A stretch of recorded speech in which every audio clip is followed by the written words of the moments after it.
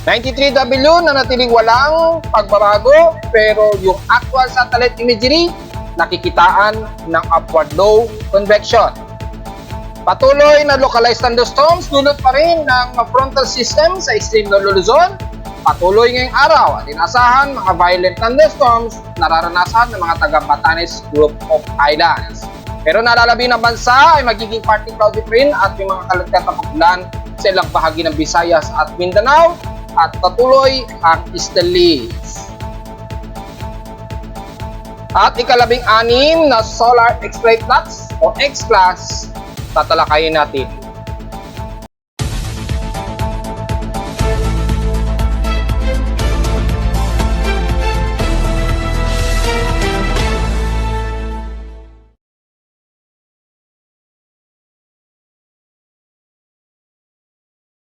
Hello, good morning mga folks. Welcome po balik sa ating daily weather bulletin at analysis para sa araw ng Huwebes, May 16, 2024. Ang oras nating Boss Pep Umaga, alas 9:54 na o 55 na ng umaga.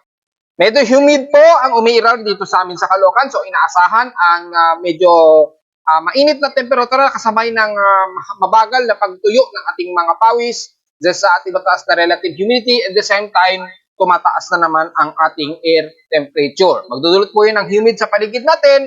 So asahan po na ang pagtaas niyan kung sakaling manatiling mataas ang ating relative humidity sa Metro Manila na maalinsangan, asahan na malagkit-lagkit na pawis ang ating iiral. So huwag masyadong mag-workout, medyo tipid muna. Siguro antayin na lang muna na medyo bumaba ng kaunti yung ating relative humidity. Samantala ay may kasalukuyang mga localized thunderstorms po ang umiiral at nare-record dito sa ating lightning detection system at umabot nga po sa mahigit 18.9 kanina. Ngayon ay nasa mahigit 65 lightning strikes na lamang ang nadedetect dito. At kalimitan din sa may bandang extreme Luzon, sa may Batanes Group of Islands at sa bahagi ng baybayin ng Santa Ana, Cagayan. So nakakaranas sila dyan ng mga moderate and heavy rain showers at localized thunderstorms hanggang violent. So ingat na lamang sa mga kababayan natin, lalo na sa mga isda na malapit sa vicinity na yan. Malalakas po ang mga pagtulog at pagkidlat dyan. Ingat dahil puro cloud to ground po ang umiiral na mga pagkidlat dyan. Samantala ay base sa ating Doppler radar imagery ay medyo mga ilang kaulapan pa rin at mga matatas sa water vapor ang umiiral sa silangang bahagi pa rin ng Luzon.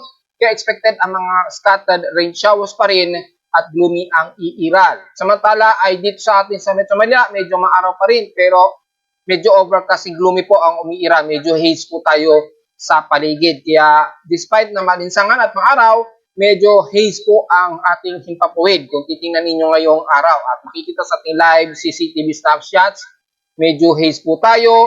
So, ibig sabihin, magkakaroon na naman ng thermal invasion na magdudulot ng pangit na air quality na nasa 121 indexes na po. Pataas po ito. Unhealthy po ito, kaya magmas po tayo ngayon dahil nasa 43.78 micrograms per metric squared ang ating air quality sa Caloocan at maaaring sabihin ibang panig ng Metro Manila. So, dahil medyo haze tayo, magmas po muna sa ating mga kababayan ngayong araw. Sa ating, bukod sa current conditions natin na overcast na po, gloomy, iba naman tayo sa ating lowest temperature na naitala na weather station kaninang 4:50 AM. Nakapagtala kami ng mababang temperatura na nasa 26.5 degrees Celsius.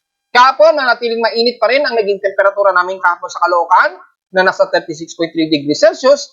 Kaya talo ito kahapon ng hapon at 3:02 PM. Ibig sabihin lamang, mataas pa rin ang aming heat index na nasa 51.5 degrees Celsius na nangunguna sa Metro Manila. At sa magtatanong kung bakit parating mataas ang aming heat index sa Caloocan, dahil ang pwesto namin dito ay halos level na po ng karagatan sa baybayin ng Manila Bay. Halos sa sea level po. Kaya kapag tumaas po ang temperature sa Metro Manila, nangunguna kami sa Nabotas at dito sa Caloocan, ang mas tumataas ang aming heat index dahil ka-level namin kasi yung elevation ng dagat. Hindi gaya sa may bandang Quezon City, mas matataas po ang kanilang elevation kaya medyo mas malamig po talaga ang temperatura sa kanila at mas madalas sila ang inuulan. Sa amin dito, mostly water vapor, nag-evaporate yung tubig. At bandang Quezon City naman ito bumabagsak. Kaya ganun, ganun na lamang na mas madalas, kung papansinin ninyo, kung di sa Northern Luzon, umiiral ang mga pagulan, o dito sa bandang Quezon City, Taytay, ang madalas uulanin. Then, makalapit man sa amin, kukunti na lamang kasi napakamababa ang aming elevation. So, balik tayo sa heat index ay kasunod naman sa amin, kung itatabi natin sa heat indexes ni Pag-asa kahapon. Nanguna sa may pinakamataas na heat index dito sa may bandang Dagupan, Pangasinan na may 46 degrees Celsius na heat index. Tingnan natin kung may kasabayan siya na 46 degrees. Nangunguna pala ang Butuan sa Agusan del Norte, nasa 47 degrees Celsius. Ayan, no? Ang pinakamataas. So, lumalabas po mapangalaw lamang na may 46 degrees Celsius nga po ang Camarines Sur. Yan, may 46 degrees Celsius at ang area ng Dagupan sa Pangasinan. So, yun po. Nanguna ang Butuan sa Agusan del Norte at ang pangalawa ang bahagi nga po ng Dagupan at dito po sa bahagi ng kababanggit ko lamang kanina na sa Kaswapili, Camarines Sur. At sa ating PX Extremes in past 24 hours naman, nanguna ang San Jose sa Occidental Mindoro na may 39 degrees Celsius. Ang grabing init dyan. Sa Baguio City naman, almost stationary lamang. Sa lowest temperature naman sa bansa na 17.6 degrees Celsius. Pagdating naman sa Inulan, ang Kasiguran Aurora na may 22 millimeters ang total rainfall. Samantalang kahapon, kami sa Caloocan ay 0.6 millimeter lamang ang naitala sa amin. So, puro drizzle rain lamang ang inaabot namin dito sa may Caloocan. Bago ang lahat ay meron tayong space weather status at since ito yung recorded kagabi at i-reviewin natin kung anong oras ito naganap. Bagmat na-post ko na ito kagabi sa Facebook page ay i-recall lamang natin at lumalabas ito na ang ikalabing-anim na X-class na naitala sa atin ngayong month of May 2024. At ikatlong beses na po ito nagkaroon ng isang araw since kahapon nga po hanggang kagabi. So, 3 beses na nagkaroon tayo ng X-Flare class. Pero bago dyan ay habang naglo-load, tingnan natin yung alert message. At meron nga pong pag-iral ng proton flux. Humigit nga po ito ng 10 proton flux units. Inaasahan daw po yan. So, medyo persistence po yung condition niya. Bagmat minor, inaasahan pa rin ang radio and minor impacts ng high frequency and radio propagation na kadalasan ay humihina ang transmission frequency. So, magkakaroon ng mga ilang minor interruption sa mga signals, lalo na sa mga two-way radios na ginagamit. So, nag-load na po. Kung titingnan natin, kung papansinin ninyo, hindi na nakadirekta sa atin yung AR3664 na napakalawak na sunspot. Yan, kung titingnan ninyo, hindi na halos kita. May mga ilang spots na lamang gaya ng AR3679, AR376 at AR3674. Yan.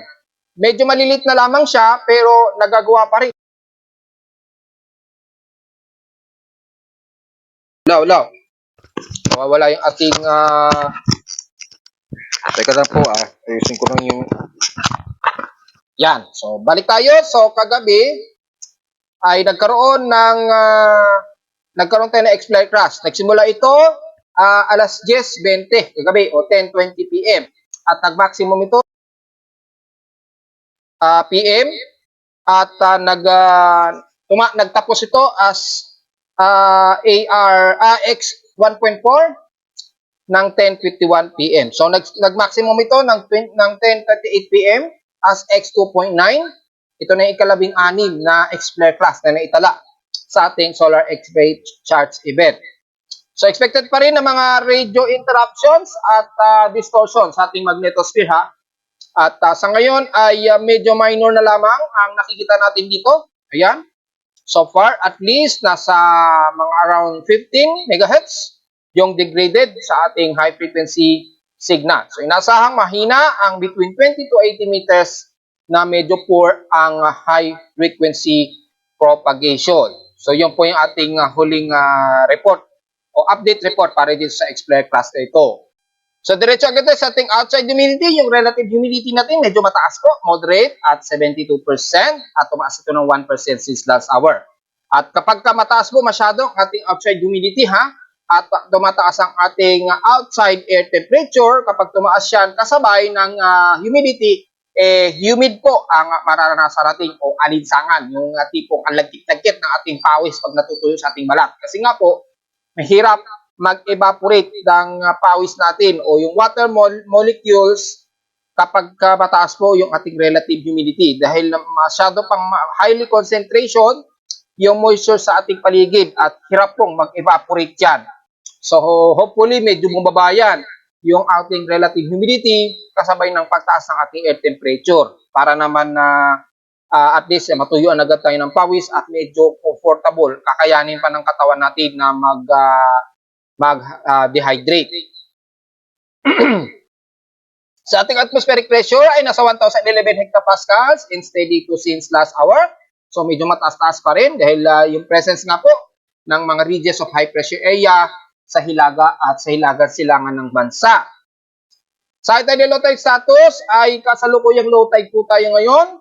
So maximum low tide kanina, magha-high tide po pala mamaya at 3:29 PM. So kasalukuyang low tide po tayo. So medyo layo-layo po muna sa ating maliliit na mangingisda kung palaot po kayo ngayong araw dahil mababaw po ang pangpang ng Manila Bay. At sa ating air quality, yan, nasa moderate na po. Kanina, nasa unhealthy conditions po. So take note yan mga folks ha. Sa ating almanak, sumikat ang haring araw kaninang 5:27 AM at inasang lulubog ito mamayang 6:17 PM. Ang ating 56 illuminated na po na waxing gibbous na liwanag ng buwan ay sisikat na ito mamayang tanghali at 12:32 PM. So wala pa po. Mamayang 12:32 PM pa po ito magmo-moonrise at lulubog naman ito kinabukasan na madaling araw at 1:17 AM. At sa ating local weather outlook para ngayong Huwebes at Biyernes, magiging maulap daw ang ating maghapon at asahan daw ang mga localized thunderstorms. So magdala po ng payong dahil nasa 100 chance daw po ang uulanin. Kung hindi dito sa amin sa Caloocan, malamang sa Karatig Metro Manila na naman, especially sa bandang Quezon City, Cavite, at dyan naman sa norte, bandang Valenzuela, pataas ng bandang Bulacan hanggang Central Luzon area. So mangyayari kadalasan ay ngayong hapon, kung pumasok yung forecast na ito, ay asahan ulanin na naman sa bandang Quezon City at bandang Mandaluyong, ganyan. At sa norte naman, ang Central Luzon at hanggang sa bahagi nga po ng Dagupan at posibleng madamay din ang bandang kanluran ng Zambales at the rest ng extreme Northern Luzon, lalo na sa may Cordillera hanggang bahagi na yun ng Benguet. Siyempre, damay na ang bahagi ng Cagayan dahil nga po nariyan ang dulo ng pinaka-frontal system. So, ganun po mangyayari. Ganun din, bukas ng Biyernes, magiging maulap daw sa hapon na may mga localized thunderstorms ang asahan.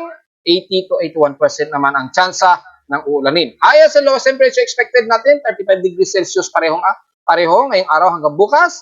And lowest temperature expected ay nasa 27 to 28 degrees Celsius. So, diretso agad sa ating ginagamit ng satellite imagery mula sa infrared heavy rain potential. Nakikita po natin yung frontal system, may front na nagdudulot po ng mga localized thunderstorms at mga ilang moderate and heavy rain showers, lalo na sa bahagi na ito ng Hilagang Silangan ng Luzon. Kasama na ilang bahagi ng Batanes, Crupop Island, bandang Santa Ana, Cagayan. Siyempre, dadamay din ang ilang bahagi ngayon ng Cagayan Valley. Pero typically sa may baybayin ang mas malakas sa mga pag-ulan, ingat na lamang sa ating mga mangingisda dyan na mga lalayag. At the rest ng silangang bahagi ng Luzon, nakakaranas kayo ng mas maulap na himpaporin, very gloomy po at overcast. Asahan din ang mga ilan kalat-kalat na pag-ulan na may pagkinat pagtulog, kabilang na ang Baler and the rest ng Quezon Province, pababa na yun ang Atimunan hanggang sa area nga po ng bandang Southern Luzon na. Dahil yung extension ng frontal system nag-extend mula sa kanlurang bahagi ng Hilagang Luzon, nagtatrabasyan hanggang din sa may bandang northeastern part ng Luzon. So typically, magkakaroon ng mga localized thunderstorms yan, kabilang nga ang bahagi ng Ilocos Norte, Ilocos Sur, La Union, at pagitan yan ng bandang Tagigaraw, Cordillera at Rizal Region, kasama ng Benguet at ilang bahagi ng Pangasinan, lalo na ang Dagupan, sa may kaluran naman ng bandang Zambales, Bataan, at maaaring umabot sa may bandang Pampanga, at posibleng ding magpang-abot sa bahagi ng Bulacan, at madadamay din ang Metro Manila. Posible yan. dahil mataas nga po yung forecast natin. And the rest ng Calabarzon, magiging maulap din ang himpapawid ninyo dyan. So expected ang mga isolated rain showers na may ilang posibleng localized thunderstorms din.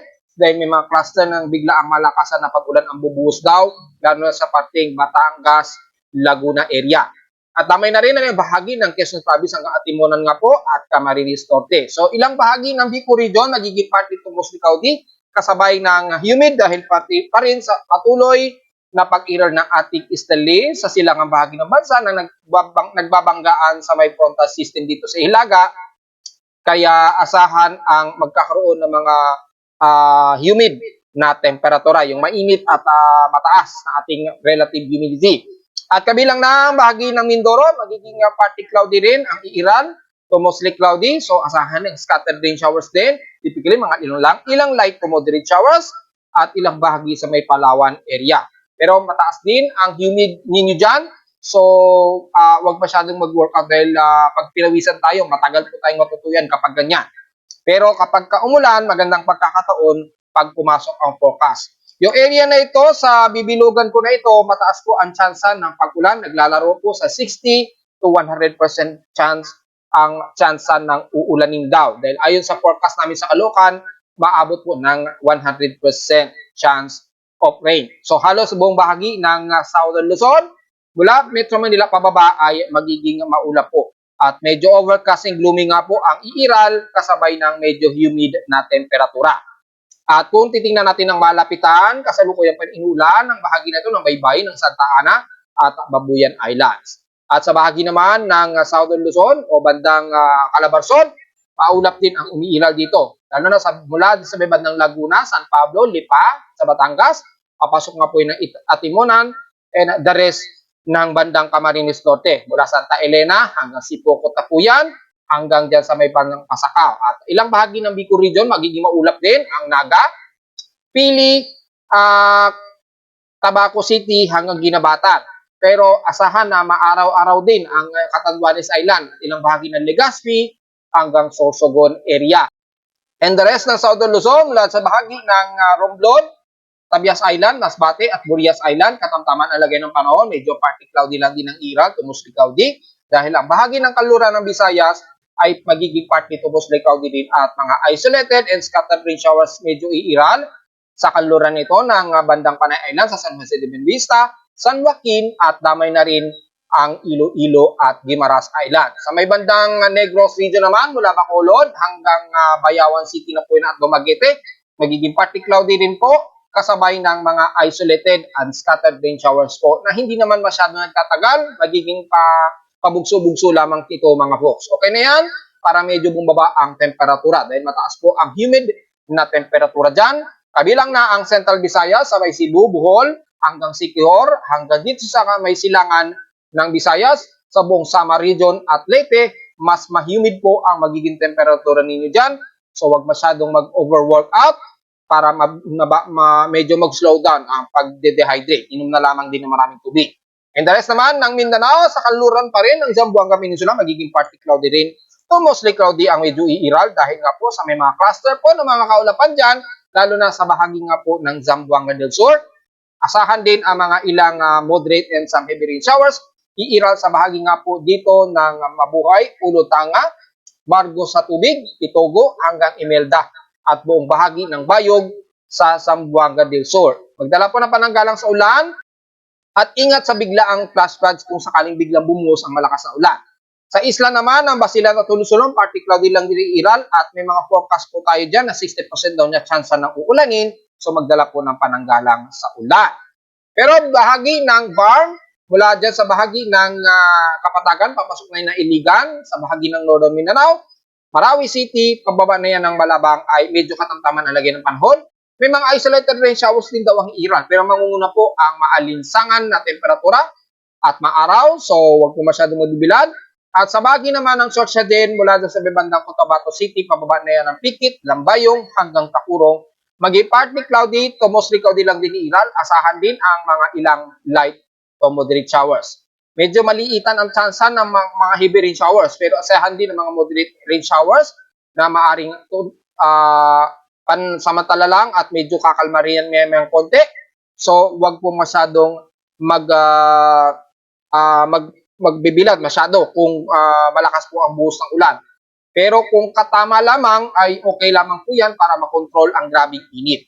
At mula dyan sa bahagi ng kanluran, ng bahagi ng Lebak, Kalamansing, Alimbang, pababa na yan ng Mount Busa, ay magiging katamtaman na lagay ng panahon ninyo dyan na maaraw, kabilang na ang Coronado City, papasok ng General Santos City at Sarangani. Pero maya-maya, dahil mayroon tayong cluster ng near equatorial trough sa ibaba niyan, ng Southern Mindanao area, sa karagatan, maya-maya makakaranas kayo ng moderate and heavy rain showers, mga siguro within 2 hours to 3 hours. Kung hindi man ngayong tanghali, baka mamayang hapon ay dadaranasin niya ang moderate to heavy rain showers ng buong Southern Mindanao area. So damay na ang buong Davao Oriental, Davao del Sur man yan, at Agusan del Sur, kabilang na ang Compostela Valley, Davao de Oro, maya-maya. So paghandaan po ang pananggalang at ingat sa biglaang flash floods kapag biglang nagsimula na po ang malakas na ulan. Yung bibilugan ko dito sa area na yan, ang Southern Mindanao, makakaranas kayo dyan na maya-maya na moderate to heavy rain showers dahil sa cluster ng kaulapan nito sa karagatan na lumalapit ngayon dyan. So, ingat na lamang po mga folks. Pero the rest ng Bukidnon, pataas na yan ang Northern Mindanao at Eastern Mindanao. Sa ngayon, medyo katamtaman, paaraw, talinsangan mo nang iiraw sa inyo. Kabilang na ang Surigao del Norte at Surigao del Sur. Hanggang dyan sa bahagi ng Butuan, magiging maaraw at malinsangan mo nang iiraw sa inyo dyan. Siguro mga mamayang hapon po, dahil naka-forecast naman na nasa 60% daw na chance na ulanin, maaaring maya-maya kapag nakalapit na po itong cluster ng kaulapan na ito, dito sa may southern part ng Mindanao. Kung medyo lumapit na yan, maaaring makakaranas na kayo unti-unti ng partly to mostly cloudy ang bahagi na yan ng Northern Mindanao, kabilang na ang Surigao del Norte, at asahan ang mga kalat-kalat na ulan na may ilang pagkidlat at pagkulog. Sa ngayon, maalinsangan muna dahil medyo clear skies po tayo dyan sa buong Butuan, Surigao del Norte at Cagayan de Oro. Maya-maya na siguro konti o bandang hapon, unti-unti na kayo magiging mas maulap at expected ang mga isolated rain showers. Kamustahin naman natin ang lagay ng low pressure area na binabantay natin, C90TW, at nanatiling walang significant na changes sa kanyang wind speed. Sa ngayon, as of 10:15 a.m. or sa ating isa pang agency na as of 10:16 a.m. ay ang kanyang central air pressure nito ay nasa 1,008 hectopascals. At halos walang pinagbago na nandiyan pa rin siya sa pwesto na yan sa southeast o bandang southeast ng Mindanao, sa labas pa rin ng ating Philippine Area of Responsibility, o bandang southern ng Guam. So halos wala pa rin siyang pagkilos. Bahagya lamang itong nag-north ng konti. So halos hilera na siya ng par, pero wala pa rin significant na pagbabago sa kanyang wind speed. Yung movement speed niya, mabilis-bilis at 13 km/h. So tingnan natin kung babagal muli yan o bibilis. Pero nanatiling insignificant yung kanyang further development sa ngayon. So patuloy natin babantayin yan at kung titingnan natin yung kanyang tropical cyclone assessment monitoring kung meron siyang possible na increasing anomaly. Mula sa ating West Pacific Basin ay yan as of nitong oras na ito, ang oras kasi dito ay 8 o'clock AM pa itong image na ito according dito sa data feed. 8 o'clock AM pa. So, nanatiling around 50% yung chance ng anomaly niya. So, pasok na siya or positive invest na siya. Sa susunod na 24 oras ay nanatiling nasa around 50 to 60% pa rin yung possible development niya. At ganun din sa kanyang TCFP anomaly na maaaring umabot ng 40%. Ganun din sa susunod na 24 oras. So, tingnan natin dahil maaaring ma-dissolve din yan anytime dahil walang masyadong pulido pang upward low convection. Bagamat sa kanyang satellite imagery, medyo nagkakaroon siya ng shallow na upward low convection. At kung titingnan naman natin sa ating global spectral model, ay nanatiling medyo may sirkulasyon pa itong C93W. Bagamat very shallow pa lang at napakahilaw pa rin yung kanyang further development. Yung extended forecast naman ito hanggang May 21, 2024 na po. So typically, by next week na po at ang observation nito, yung extended forecast niya, na nanatiling walang improved circulation. Maging kanya mean sea level pressure hanggang sa susunod na linggo, according dito sa global spectral model, ay naglalaro lamang sa 1,008 to 1,006 hectopascals. So, tingnan natin, obserbahan natin hanggang this coming weekend. Dahil wala pa tayong masyadong konkreto na magiging observation nito kung talagang lalakas pa ba ito or manatili na lamang siya bilang trap na magdudulot lamang ng pag-ulan. Sa mga computer models, ganun din ay makikita dito kay GFS ay magiging active low pressure area siya. Pero ito nga ay hihilaga at lalapit sa bandang Guam. So wala pa rin nakikitaan dito sa extended forecast ng simulation na ito nga ay papasok ng ating PAR. Extended forecast din ito hanggang May 21 to 22, hanggang May 23, 2024 po. So next week na siya nakikitaan ng pagkilos sa Guam. So malamang this weekend ay malalaman pa natin kung magkakaroon siya ng further development. Kay CMWF naman, nanatiling insignificant ang ipinapakita at walang sirkulasyon ang ipinapakita kay ECMWF, kundi shallow trough lamang.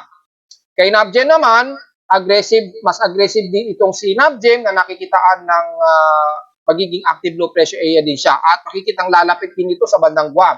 Pero paglapit sa bandang Guam, medyo kikilos ito pa north-westward. Ayan. So, mga next week na yon. However, since nitong weekend, pinapakitaan na magiging active low pressure area pa lamang siya, so tingnan natin sa realidad kung mangyayari yan mga folks. Sa ngayon ay hindi pa talaga at napakahilaw pa ang obserbasyon. So halos karamihan ng mga agencies nakikitaan siya ng shallow trough circulation sa wave south of Guam. So masyado pang uncertain kung yung development din nito ay kagaya nila 90 hanggang 91W at malulusaw na lang din kaagad.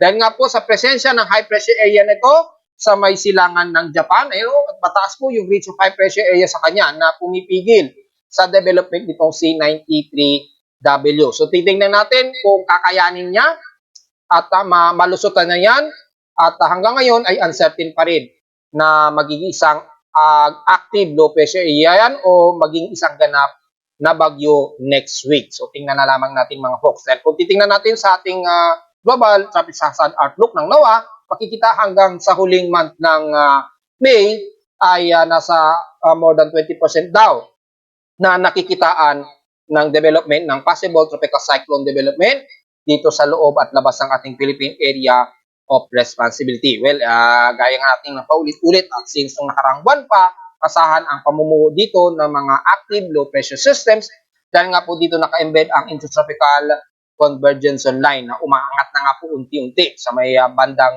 Mindanao area. So, maliwanag yan mga folks. Kamusta naman natin nalagay ni Angat Dam mula kahapon sa 182.15 meters. Ngayon ay nasa 181.85. So, medyo bawas pa rin at tuloy-tuloy pa rin ang pagbaba ni Angat Dam. Nasa mahigit 3 meters na po ang below critical level na niya. So, negative 3.10 na po ang below deviated rule curve nito. So, sobrang baba na niya.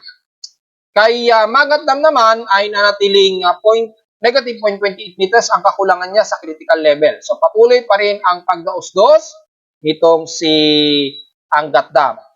So, patuloy pa rin siya pagdaos-dos. Since May 1 hanggang ngayong araw ay patuloy pa rin talaga ang kanyang pagdaos-dos. So, expected na yan mga folks na magkakaroon pa rin ng mga possible rotational cut-off sa supply ng tubig o pagbabawas ng pressure sa supply ng tubig. Sa ating general flood advisory and warnings, mula siyempre sa Data TV Pag-asa, ay nakataas nga po na sa red code na potential na babahain ang buong bahagi na ito ng Cagayan Valley, Apari, kasama na ang bahagi ng Apayao, Kalinga Apayao, Abra, yan, Kalinga Apayao, Mountain Province, Ilagan, yan, sa bahagi ng Isabela, hanggang dyan sa bahagi nga po ng Benguet at Baguio City. Siyempre, damay na ang Batanes Group of Islands at na-discuss na natin kanina ay nakataas nga po sa posibleng bahain ang mga lugar na yan. Dahil nakataas nga po ang mga matataas na mga localized thunderstorms dyan. Umaabot pa nga ito ng violent since kaninang alas 8:16 na nadedetect ng aking lightning detection system. Ingat na lamang kung sakaling pumasok ang pagtaas ng pagbaha sa naka-indicate na mga lugar sa extreme northern Luzon. So, yun lang po ang lagay natin sa ating hydrological advisory na patuloy ang pagdaos-dos ni Angat Dam sa ating water supply. So, take note yan mga folks. Sa ulatindol naman, kamustahin naman natin ang lagay ng paglindol sa bansa. And so far, mula sa aking seismometer sa Caloocan, wala namang nadedetect tayo na mga malalakasan na above 6.0 na mga paglindol. May mga ilang mga mahihinang magnitude 3.6, 3.5, ganyan, mga mahihinang paglindol. Typically yan dito sa atin sa bansa. At kung titingnan natin yung yung lagay ng lindol sa bansa, mula kaninang 12 AM ay so far, wala pa naman tayong namawataan na magnitude 4.0 pataas. According dito sa unang record ng data feed ni PBOX, ang huling recorded na lindol ay kaninang 9:04 AM. Magnitude 2.9 lamang ito sa may bandang Katanwan, northwest ng Katanawan, Quezon Province. So, the rest yan, wala namang magnitude 4.0 so far, pataas. At kung sa international naman na seismic monitoring ay may magnitude 4.2 dito sa may bandang Antofagasta, Chile. And so far, may magnitude 5.3 sa Southern Mid-Atlantic Ridge. Yan, naganap ito kaninang 6:14 AM. And so far, sa pinaka-latest, wala pa naman masyado. Magnitude 4.2 lamang ang pinakamalakas dito nga po sa may Antofagasta, Chile. At wala naman masyado malapit pa sa Pilipinas so far. Kung titingnan naman natin yung historical earthquakes natin, kung nakakailang paglindol na ba tayo, kung aabot na ba kaagad ng 650 plus, dahil kahapon mahigit sa 600 na agad ang naitala ng ating paglindol sa bansa. Ngayong araw, mula sa data feed ni PBOX, of course, ay nasa 631 total earthquakes na po tayo. 607 dito is magnitude 2.0 pataas. 21 dito is magnitude 4.0 pataas. At wala pa rin nadagdagan so far sa ating magnitude 5.0 pataas. Nanatiling nasa 3 pa rin yung ating magnitude 5.0 pataas. Sa mga magtatanong kung ano ba yung mga tatlong magnitude 5.0 pataas na yan, ito ay una sa bahagi ng northeast ng Henani, Eastern Samar. Magnitude 5.1 ito, naganap ito May 7, 2024, 4:02 PM po ang naganap. Pangalawa, dito sa may bandang northeast ng Abuyong Leyte, naganap ito May 3, 2024. Magnitude 5.8 naman ito, na so far pinakamalakas na magnitude 5 plus sa Pilipinas at lalim na 10 km lamang. So halos nagkaroon ng intensity 3 to intensity 4 sa paligid ng yan, mabot nga po daw ng hanggang Tacloban yung pagyanig. At yung pangatlo ay dito naman sa bandang southeast ng Kiamba, Sarangani. Magnitude 5.0 ito, mabababaw lang din at 10 km ang lalim. Naganap ito May 7, 2024 din. Naganap naman ng 9:12 PM. So gabi po ito naganap. So yun lang po ang tatlo nating magnitude 5.0 plus ang naitala so far for the month of May. So inuulit ko, nasa total of 631 earthquakes po tayo mga folks hanggang sa kasalukuyang ako ay nagre-record. Mabilis na kagad at mataas na kagad yung total earthquakes natin at hindi pa tayo halos magkakalahati pa lamang tayo ng buwan. So mukhang medyo mas aggressive ang ating mga tectonic plates sa Pilipinas. Ingat na lamang folks, lalo na sa mga taga-eastern Visayas o southeastern ng Visayas, Surigao area, Surigao del Sur at ilang bahagi ng Davao region sa Mindanao. Mas ingat po tayo dyan dahil medyo mas mayanig po ang mga plates ninyo dyan. At narito naman ang ating 3-day joint weather forecast para sa araw ng Huwebes, May 16, 2024.